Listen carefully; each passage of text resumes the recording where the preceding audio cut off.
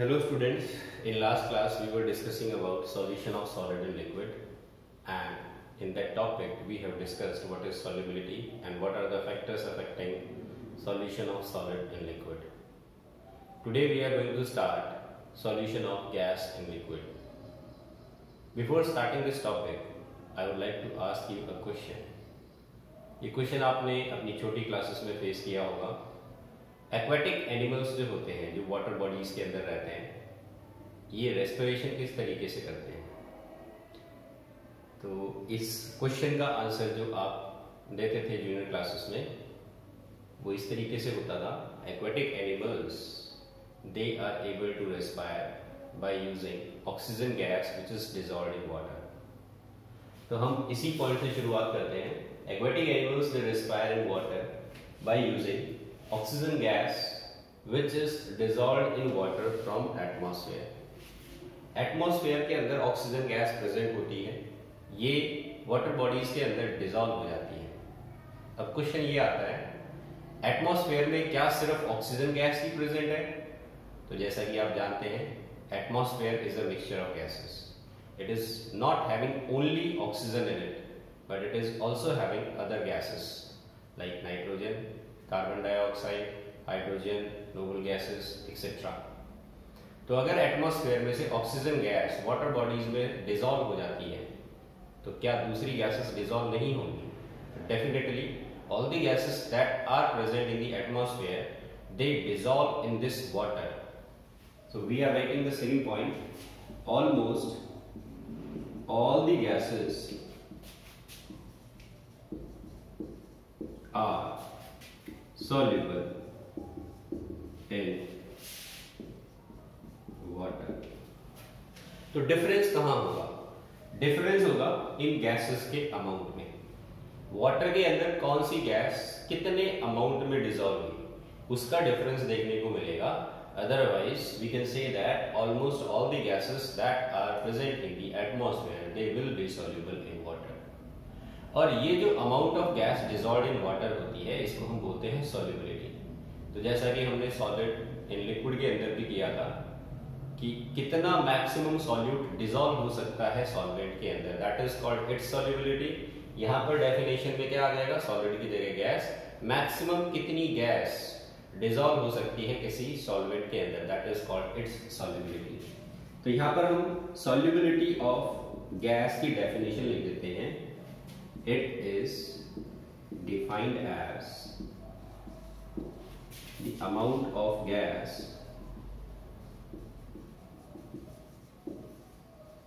in centimeter cube that can be dissolved in 1 centimeter cube of the solvent to form a saturated solution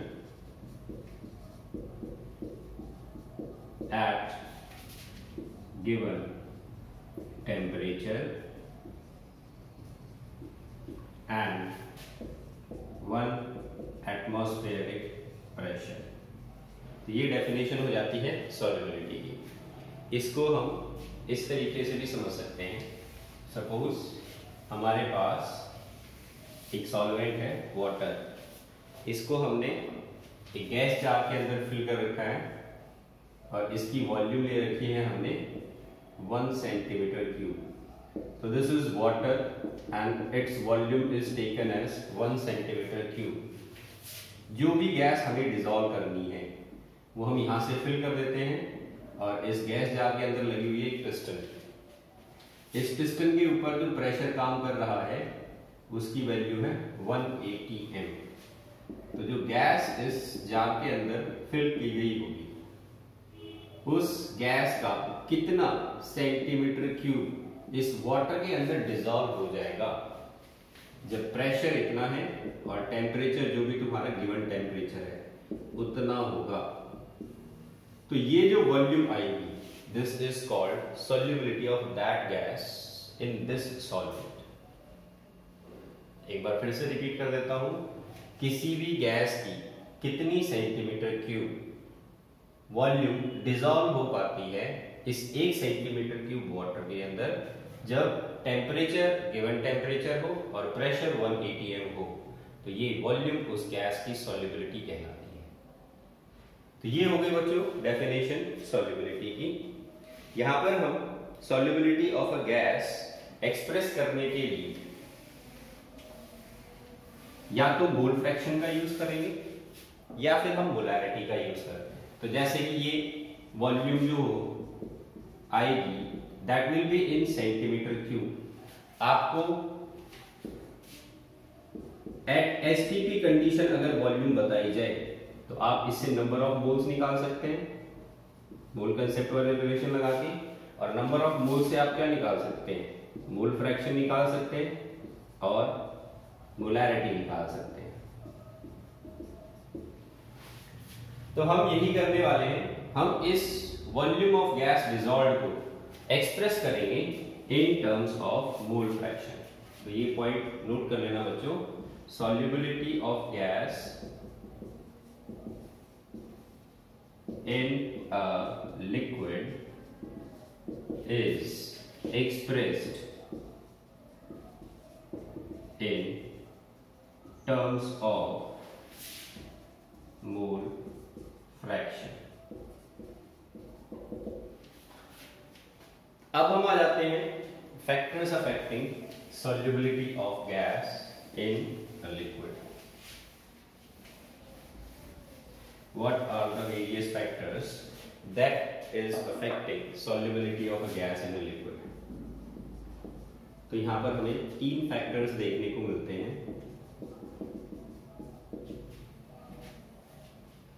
सबसे पहला factor आता है nature of gas and solvent. दूसरा factor होगा temperature and third factor is pressure. हम इन 3 factors को study करने वाले हैं solution of gas and liquid में। सबसे पहले हम स्टार्ट करते हैं nature of gas and solvent में। बच्चों सेम पॉइंट रिपीट होता है यहां पर, लाइक डिसॉल्व्स लाइक, मतलब पोलर गैसेस या फिर हम बोले gases having molecules with permanent dipole moment are more soluble in water than non-polar gases। ये फर्स्ट पॉइंट है बच्चों, इसको हम समझ लेते हैं। पोलर गैसेस किनको बोला गया? पोलर गैसेस हम एग्जांपल दे रहे हैं अमोनिया। बच्चों अमोनिया इज अ गैस, और आपने 11th क्लास में ये मॉलिक्यूल स्टडी किया था। अमोनिया का जो मॉलिक्यूल होता है इसके अंदर एक परमानेंट डाइपोल मोमेंट प्रेजेंट होता है इस डायरेक्शन में। Due to the presence of this permanent dipole moment this molecule has a polarity in it. इसका डाइपोल मोमेंट 0 नहीं होता, इसका मतलब ये पोलर मॉलिक्यूल है। तो अगर अमोनिया गैस आप डिसॉल्व करते हैं पानी के अंदर, ये इजीली डिसॉल्व हो जाएगी because water is a polar solvent and ammonia is also a polar gas।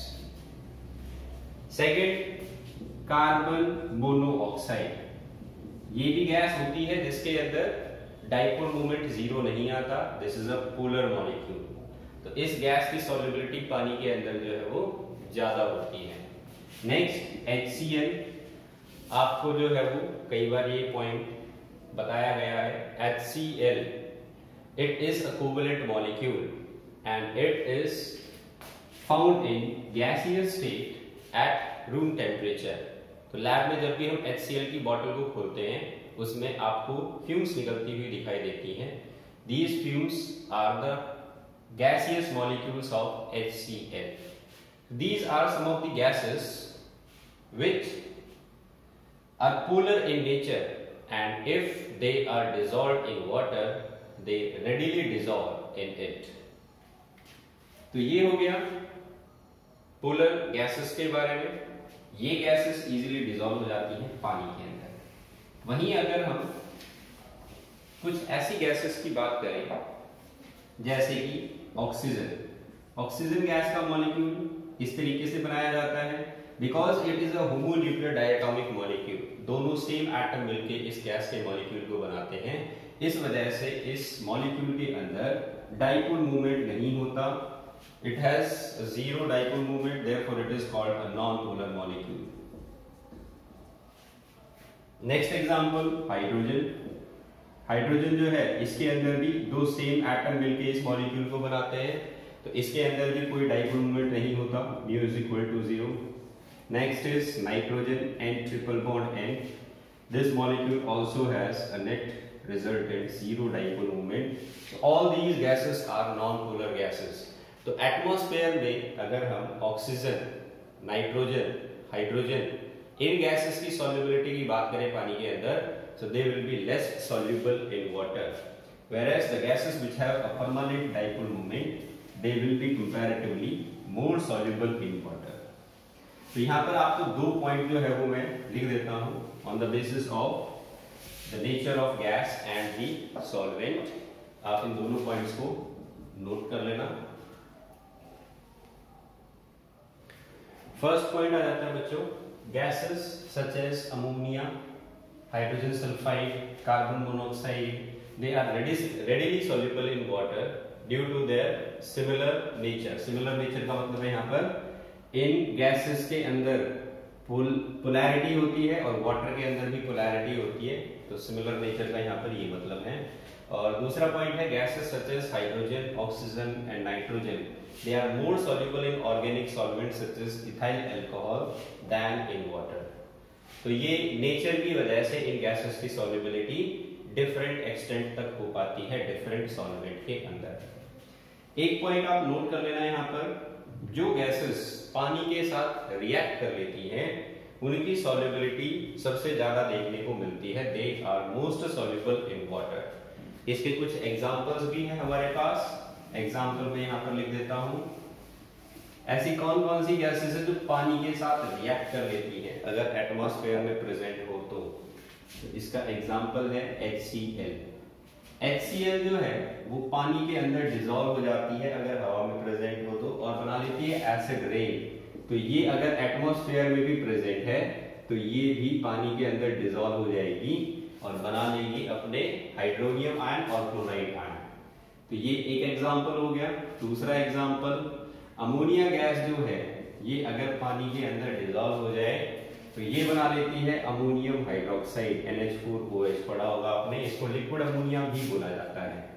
This is also called liquid ammonia. एक और गैस भी आपने पढ़ी होगी, ये रिएक्शन भी आप कई बार लिख चुके हैं पहले, CO2 plus H2O, it produces H2CO3। This is called carbonic acid। तो जो गैस पानी के साथ रिएक्ट कर लेती है उन गैसेस की सॉल्युबिलिटी पानी के अंदर ज्यादा देखी जाती है। अब देखो बच्चों, यहाँ पर ये दो मॉलिक्यूल्स तो हम डिस्कस कर चुके हैं, इनके अंदर परमानेंट डाइपोल मूवमेंट होता है, लेकिन CO2 एक ऐसी गैस होती है जिसका अगर आप स्ट्रक्चर देखोगे तो आपको ये नॉन पोलर मॉलिक्यूल मिलेगा, लेकिन यहाँ पर आप देख रहे हो क्योंकि ये पानी के साथ रिएक्ट कर लेती है और कार्बोनिक एसिड बना लेती है, इस वजह से इसकी सॉल्युबिलिटी ज्यादा है। तो CO2 का मॉलिक्यूल कुछ इस तरीके से दिखता है, इसके अंदर डाइपोल मोमेंट जो है वो 0 होता है, बट फिर भी ये पानी के अंदर ज्यादा सॉल्युबल है due to its ability to react with water. तो ये हो गया हमारा फर्स्ट पॉइंट, जो गैसेस पोलर होती हैं या फिर जो गैसेस पानी के साथ रिएक्ट कर लेती हैं उनकी सॉल्युबिलिटी पानी में ज्यादा होती है। वहीं दूसरी तरफ जो गैसेस नॉन पोलर होती हैं या फिर जिनकी रिएक्टिविटी नहीं होती वाटर के साथ, वो पानी के अंदर कम सॉल्युबल होती है। नेक्स्ट फैक्टर जो है दिस इज टेम्परेचर। टेम्परेचर के इफेक्ट में हम देखते हैं बच्चों, वही हमारा पुराना कंसेप्ट लगेगा, ली चैटलियर प्रिंसिपल। तो it is found that dissolution of gas in a liquid, चाहे कोई भी लिक्विड हो, is an exothermic process. तो जब भी किसी गैस को किसी सॉल्वेंट के अंदर डिसॉल्व किया जाता है सॉल्यूशन बनाने के लिए, तो जब ये सैचुरेटेड सॉल्यूशन बन जाएगी,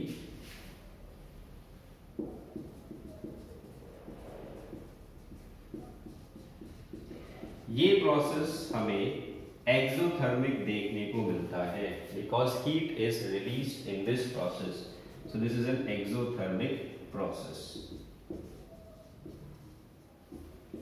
अब आपने पिछले लेक्चर में भी पढ़ा था, अगर हम किसी ऐसी सॉल्यूशन को जिसके अंदर एक गैस को लिक्विड में डिसॉल्व किया गया हो, दिस इज आवर सॉल्यूशन, इसको हम हीट करना शुरू कर दें, तो because we are supplying heat externally and since heat is written on the right hand side, therefore this reaction will be favored towards left hand side.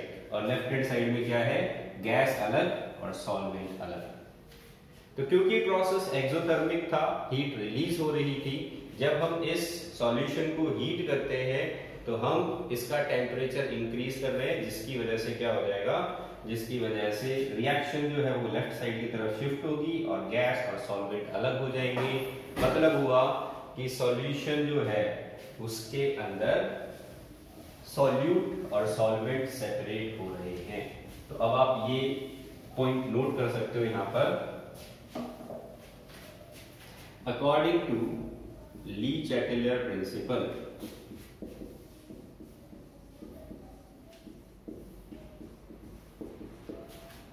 if this solution is heated, then the equilibrium